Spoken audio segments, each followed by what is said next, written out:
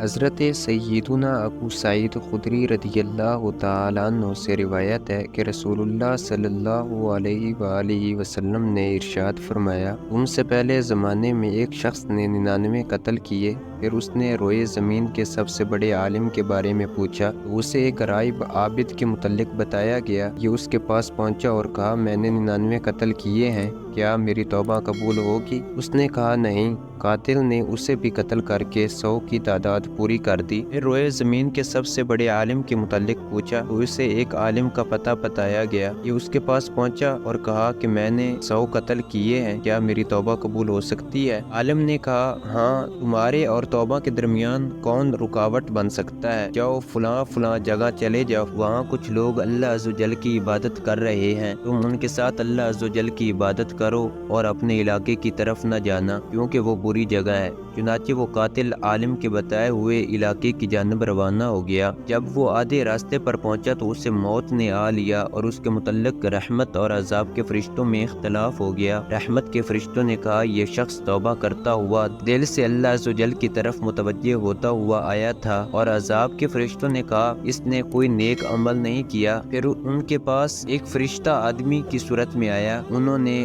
اس کو اپنے درمیان فیصلہ کرنے والا بنا لیا۔ تو اس نے کہا، دونوں زمین کی پیمائش کرو، یہ شخص یعنی قاتل جس زمین کے زیادہ قریب ہو اسی کے مطابق اس کا فیصلہ ہوگا۔ جب فرشتوں نے پیمائش کی تو وہ اس زمین کے زیادہ قریب تھا جہاں اس نے جانے کا ارادہ کیا تھا، چنانچہ رحمت کے فرشتوں نے اسے لے لیا۔ مسلم شریف کی روایت میں ہے کہ وہ شخص ایک بالشت نیک لوگوں کی بستی کے قریب تھا تو اسے انہی میں کر دیا گیا، اور صحیح بخاری کی روایت میں ہے کہ اللہ عز و جل نے اس زمین کی طرف وحی فرمائی کہ دور ہو جا، اور اس زمین سے فرمایا کہ قریب ہو جا۔ پھر اس فرشتے نے کہا، دونوں زمینوں کی پیمائش کرو۔ جب پیمائش کی گئی تو وہ نیک لوگوں کی بستی کے ایک بالشت قریب پایا گیا تو اسے بخش دیا گیا۔